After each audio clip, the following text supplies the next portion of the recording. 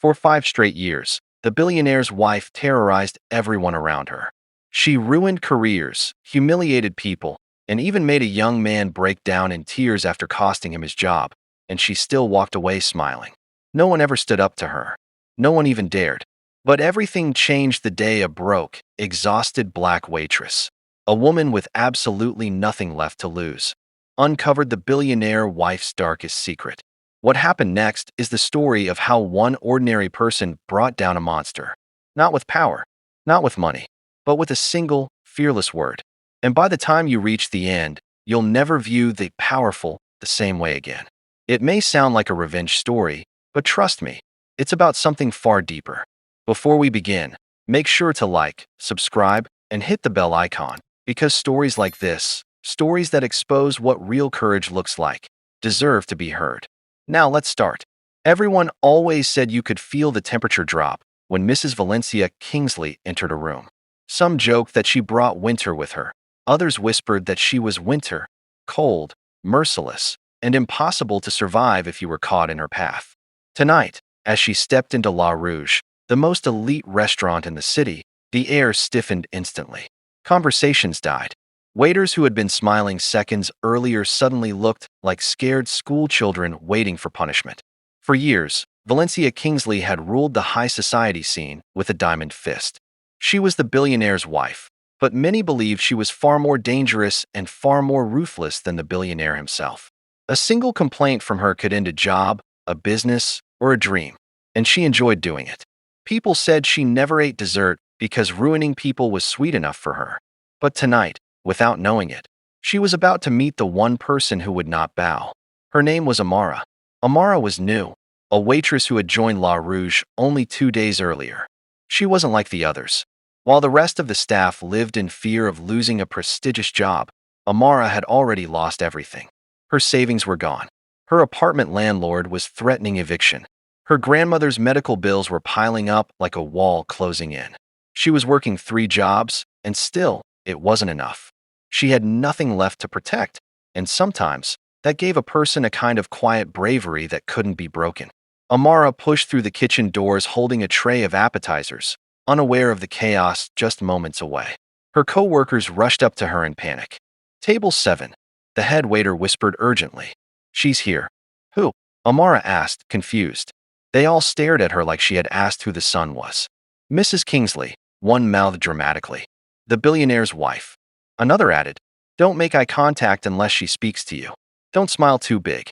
Don't smile too small. Don't make sudden movements. Don't breathe too loudly." "So basically," Amara murmured, "don't be human." Nobody laughed. They were too terrified. Before Amara could ask more, a sharp, cutting voice sliced through the room like a blade dipped in ice. "You." Amara turned. Valencia Kingsley sat at the center table like a queen in a twisted fairy tale.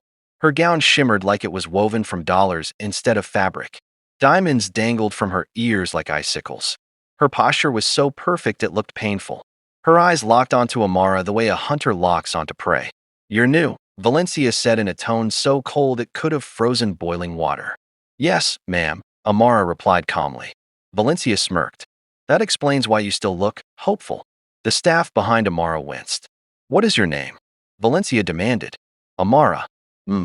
Valencia tasted the name, as if deciding if she liked it. "You'll serve me tonight. If you're competent, you may keep your job. The last girl who served me didn't." Someone near Amara whispered, "She means she fired her." Someone else whispered, "She means she destroyed her life." Amara gave a small, polite nod. "I'll do my best to serve you well." Valencia's eyes narrowed. She didn't like confidence. She preferred trembling. "We'll start with 2 glasses of the Chateau Lumiere Reserve. And make sure the temperature is perfect. Not close to perfect. Perfect. I can taste mistakes." "Yes, ma'am. And don't make me wait. I despise waiting." Amara walked away with steady steps. Behind her, her co-workers had the kind of expressions people wore in disaster movies when a hero walked toward a burning building. "You're too calm," the head waiter hissed. "She likes to smell fear. You're confusing her." "Maybe that's a good thing," Amara said softly. But the night wasn't done testing her. She returned with the wine, poured it gracefully, and Valencia tasted it with an expression so serious you'd think she was judging a world peace treaty. After a long silence, Valencia finally said, "Acceptable." The whole room secretly exhaled, except Amara, who never lost her calm. But then the first real crack in the evening appeared. A kitchen error. The chef misread Valencia's order. The dish on Amara's tray was wrong. And without knowing, Amara placed it in front of the most dangerous woman in the city. Valencia stared at the plate like it was a personal insult. "What?" she hissed. "Is this?" Amara leaned forward. "Your entree, ma'am. The seared truffle risotto. I ordered the saffron lobster souffle. Are you deaf? Or simply incompetent?" The entire restaurant went silent. Even the music seemed to stop. Amara felt heat rise in her chest. Not fear, but something else. Respect. For herself. She took a quiet breath and said calmly, "Ma'am, the mistake came from the kitchen. But I will fix it immediately." Gasps rippled through the room. No one corrected Valencia Kingsley. But tonight, someone finally had. And that was the moment everything began to change. The tension in La Rouge was thick enough to slice with a knife. Staff members froze, unsure if they should scurry to the kitchen or hide under the tables. Valencia's eyes were sharp, calculating, expecting the usual submissive apology or terrified stammer. But Amara didn't flinch. She didn't lower her gaze, didn't bite her lip, didn't try to disappear into the shadows. She simply nodded once and turned on her heel to fix the mistake. As she stepped away, whispers circled like restless spirits. "Did you see that?" She didn't even flinch. She actually stood up to her. No one survives her wrath like that. No one. Amara moved with deliberate calm, navigating the crowded dining room as if she owned the space. She reached the kitchen, found the correct saffron lobster souffle, and confirmed it was flawless. The chef watched her with wide eyes, as though he'd never seen anyone approach Valencia Kingsley with such courage. She carried the plate back to the table, each step measured, confident. Her heart pounded. Yes, but it was a strange, steady pulse of control, not panic. She set the plate gently before Valencia. The billionaire's wife leaned forward, scrutinizing every detail. Amara's hands remained steady, her posture unwavering. Then Valencia's lips parted slightly, and for the first time that evening, she did not immediately criticize. "Better," she said, her voice still sharp but edged with something Amara couldn't quite place. Curiosity, perhaps. Amara dared a small, respectful nod. "Thank you, ma'am. I'm glad it meets your expectations." A silence followed, one that carried weight far beyond the words spoken. The staff exhaled collectively, realizing that the impossible had happened. Valencia Kingsley had not struck. She had not yelled. She had not humiliated. But Amara knew better. This was only the beginning. Dinner progressed, and Valencia observed her quietly, as though trying to decide whether this waitress was merely a fluke or someone who could actually withstand her. Every request was meticulous, every sip of wine measured, every comment a test. And Amara met each one with composed precision, never letting her own frustration or fear show. By the time dessert arrived, the restaurant was buzzing not with fear, but with whispered awe. Employees who had cowered before felt a strange ripple of hope. Someone could stand up to the billionaire's wife, they realized. Someone could survive. Valencia Kingsley, however, was not done. She had been humiliated before, rarely, but it had happened, and she did not forget. She watched Amara as if plotting. After finishing the meal, she called Amara over. Every eye in the restaurant turned, anticipating the coming humiliation. "Amara," Valencia said, her voice silk over steel. "You have a boldness most people cannot even imagine. Most people would cry, beg, or flee. And yet you remain unshaken." Amara's heart skipped, but she stayed composed. "I've faced difficult situations before, ma'am. I can handle this as well." Valencia leaned back in her chair, studying her. A slow smile appeared. A predator's smile. Yes, but there was something more. Intrigue. "Interesting," Valencia said softly. "Very interesting." Amara didn't know it yet, but that small acknowledgement was a crack in the armor. That moment of intrigue would change everything. As the table cleared, Amara overheard Valencia mutter something under her breath. "I need to know more about her." Wordlessly, Amara returned to her station. Her shift was not over, but her mind was spinning.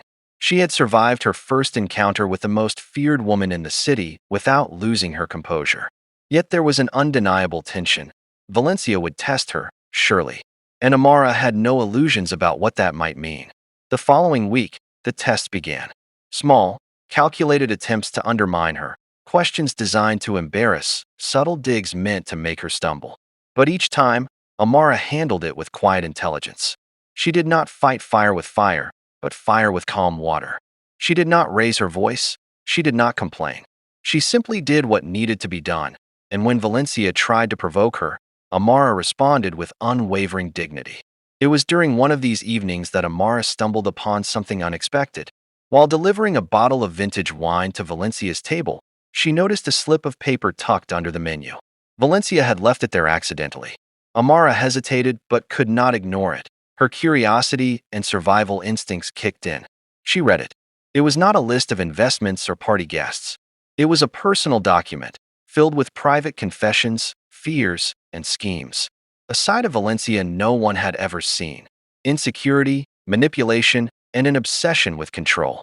It revealed that beneath the cold exterior, Valencia was not invincible. She was human, fallible, and vulnerable. Amara realized, in that moment, that she had something more powerful than fear, knowledge. The next day, rumors began to circulate. Employees whispered about how she had stood her ground. Patrons noticed her poise. And somewhere, deep inside the high towers of the Kingsley Empire, Valencia began to feel the first prick of doubt she had ever felt from anyone. For 5 straight years, she had been untouchable. And now, for the first time, she had met someone who refused to be intimidated. Amara didn't know it yet, but she was no longer just a waitress. She had become a quiet force, someone who could change the balance of power with nothing more than her courage and her intelligence. And Valencia Kingsley, the woman who had terrified the elite for half a decade, would soon discover that power is not always about money or status. It can also be about fear, secrets, and the courage to stand up when no one else will. The battle had begun, but the final victory belonged to whoever could navigate the thin line between strategy and morality. Amara was ready, and Valencia would soon learn that even monsters have shadows. After that first week, La Rouge became a different place. The staff still trembled around Valencia Kingsley, but now there was a strange tension in the air, an unspoken acknowledgement that someone had cracked the billionaire's wife's impenetrable armor. And that someone was Amara. It wasn't that Amara wanted to take Valencia down. Not yet. She only wanted to survive her shift and get through her life. But the knowledge she now held had a gravity she couldn't ignore. The slip of paper had been more than a glimpse into a private life. It was a roadmap. A glimpse of how the feared, untouchable woman really functioned. Her insecurities, her manipulations, even the little obsessions that dictated every move she made. Amara started noticing patterns. Valencia had routines, little tells in her body language, subtle cues that hinted at her moods and intentions. She noted them quietly, carefully, cataloging every detail. This wasn't revenge yet, it was preparation. One evening, the restaurant was buzzing more than usual. A high-profile gala had just ended, and everyone in the city seemed to want a glimpse of Valencia Kingsley. She arrived with her usual entourage, flawless and intimidating as ever. Patrons whispered, snapping pictures discreetly with their phones, and the staff moved like synchronized dancers, knowing that a single misstep could be catastrophic. Amara was assigned to her table again.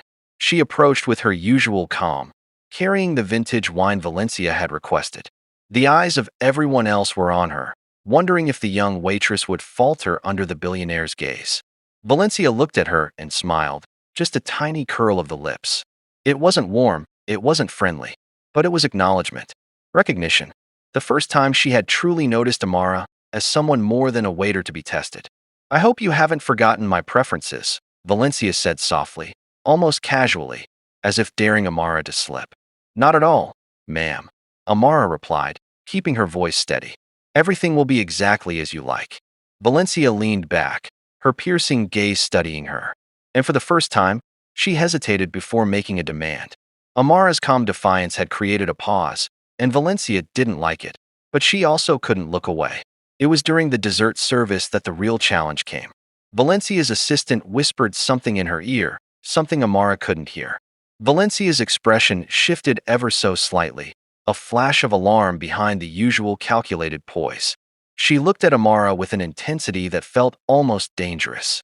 Amara noticed the micro-expression. She had studied human behavior long enough to know something was wrong. And then she understood. The assistant had made a mistake in the seating chart, and the table had been assigned incorrectly for a crucial, high-stakes dinner. If Valencia noticed, it would be chaos. Without hesitation, Amara moved swiftly. She adjusted the place settings, subtly rearranged the menus, and discreetly signaled the other staff to correct the error. All of this happened without drawing Valencia's attention. When Valencia finally looked around and saw everything perfectly in place, she froze. No one ever fixed her mistakes before she noticed them. Her face betrayed a flicker of something rare: respect. "You're clever," she said softly, almost to herself. Amara met her gaze and nodded. "I just want everything to go smoothly, ma'am." Valencia's lips pressed into a thin line, and then she returned to her composed exterior. But internally, something had shifted. From that night on, Amara began to notice subtle changes. Valencia still demanded perfection and still tested her at every opportunity, but the sharpness in her voice was tempered by curiosity. Questions came, not just orders, but inquiries. She wanted to know who this young woman was, why she didn't crumble like everyone else. Amara realized the power of knowledge. She didn't have money. She didn't have connections. But she had awareness, and awareness was often stronger than gold. It was only a matter of time before she decided to act. She didn't want to humiliate Valencia publicly, but she did want to establish boundaries.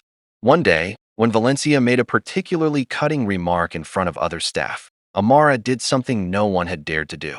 She stopped, looked her directly in the eyes, and said, "Ma'am, I understand your standards, and I respect them. But I will not be spoken to as though I am invisible." The room went silent. Waiters froze mid-step. Patrons glanced over. The assistant nearly dropped her notepad. And Valencia Kingsley, untouchable, feared, invincible, stared as though she had been struck. It wasn't anger that crossed her face. It was disbelief.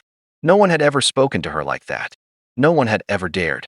"Explain yourself," Valencia said, her voice controlled but sharp.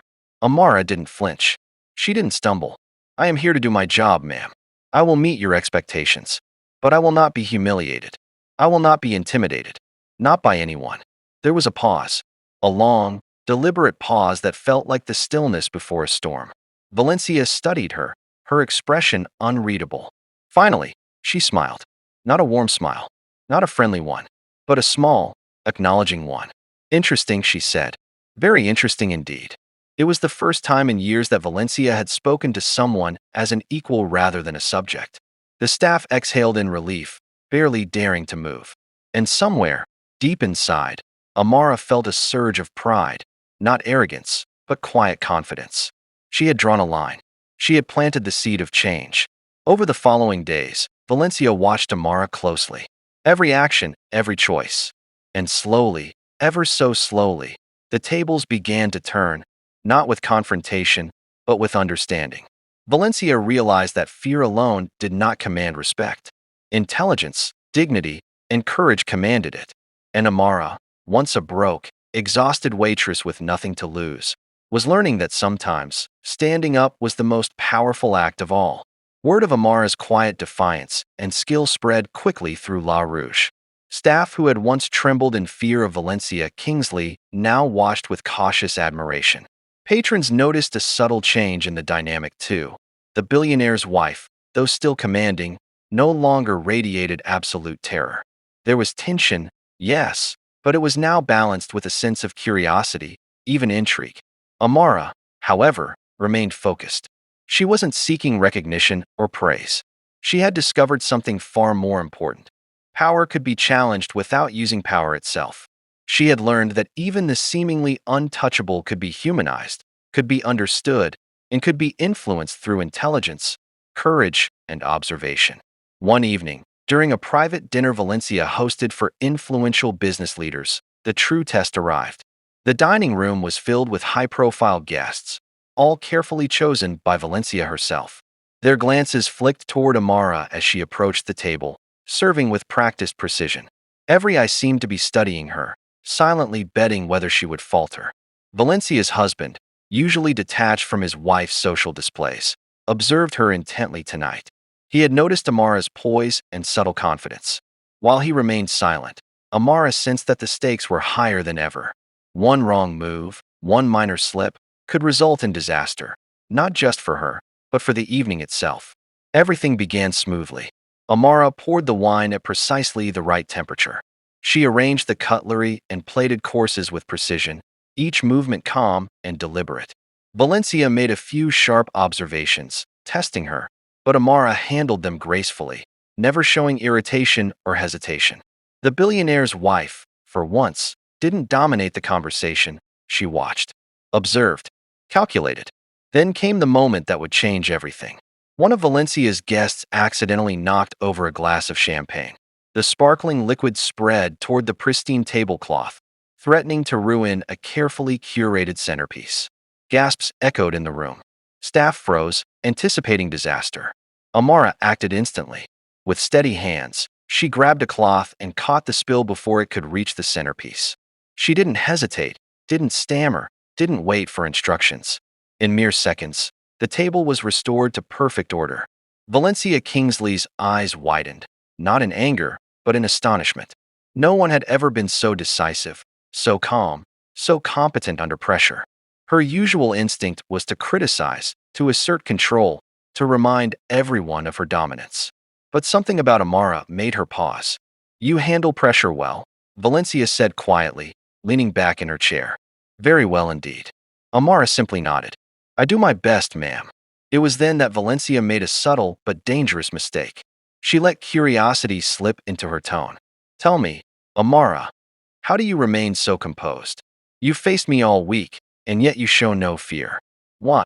Amara hesitated for just a moment, long enough to consider her words carefully. Then she said what no one else dared to say. "Because I have nothing left to lose, ma'am. And because I know that fear only gives power to those who use it." A heavy silence filled the room. The high-profile guests, accustomed to witnessing fear in the presence of the billionaire's wife, glanced at each other in surprise. Valencia's eyes narrowed, and yet, instead of anger, there was a flash of something unidentifiable: respect. Perhaps even admiration. Valencia leaned forward slightly. "Interesting," she murmured. "Most people would crumble. You do not." Amara didn't smile, didn't boast. She simply held her ground. That one fearless statement had shifted the balance in the room. She had exposed a truth that no one dared articulate. Power alone does not make someone untouchable. Fear, intimidation, and wealth have limits, especially when faced with courage and honesty. In the days that followed, Valencia's behavior toward Amara subtly changed. She was no longer outright hostile. She tested, yes, but with a different approach. Instead of trying to humiliate Amara, she observed. She questioned. She challenged, but always with a careful eye, calculating the limits of Amara's patience and intelligence. Amara began to realize the true extent of the power she now held, not over Valencia, but over the perception of her influence.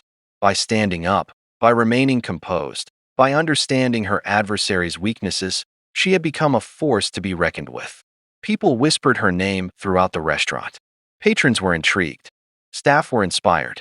But there was a deeper layer that few noticed. The slip of paper she had discovered, the one with Valencia's secrets, was more than information. It was leverage, not in the sense of threats or blackmail, but in the knowledge that even the most powerful people have vulnerabilities.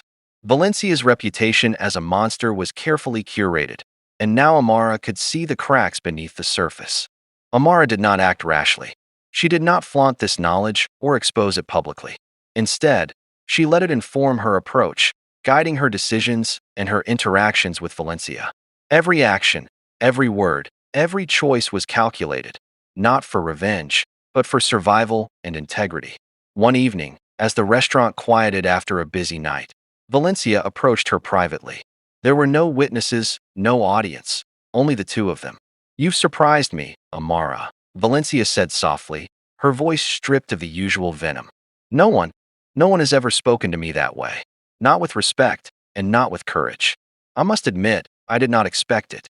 Amara held her gaze evenly. "I am simply doing what I believe is right, ma'am. I cannot allow fear to dictate my actions." Valencia studied her, as though weighing the truth of those words. Then, for the first time, she offered something rare, a small, acknowledging nod. It was a moment of unspoken understanding.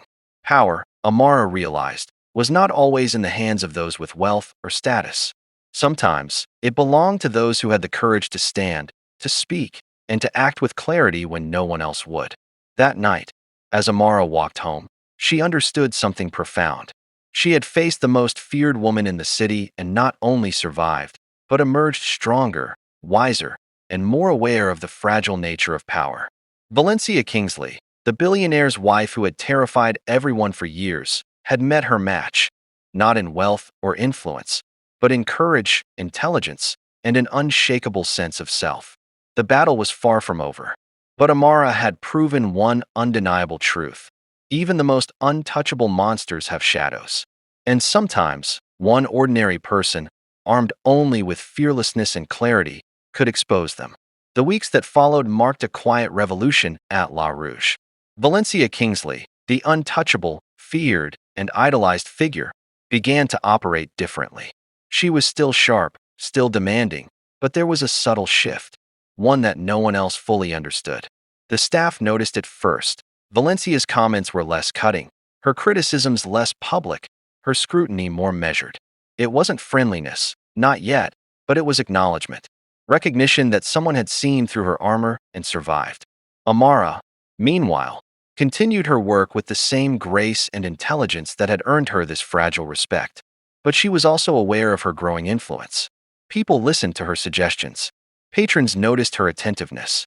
Even Valencia consulted her quietly now, testing her judgment in private, trying to gauge the mind of the one person who had refused to cower. It was during one particularly high-stakes dinner that the culmination of everything finally unfolded.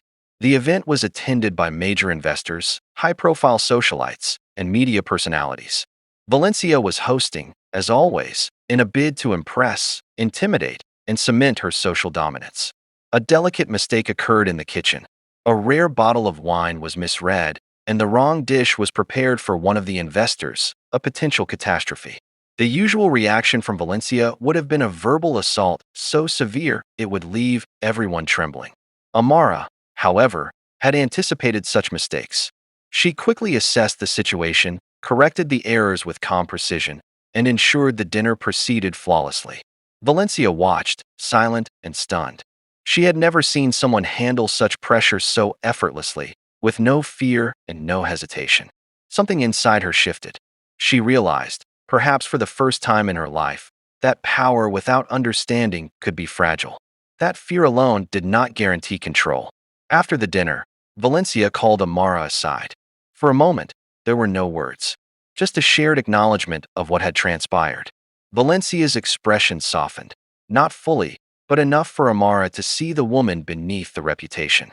"You've taught me something I didn't know I needed to learn," Valencia said quietly, almost reluctantly.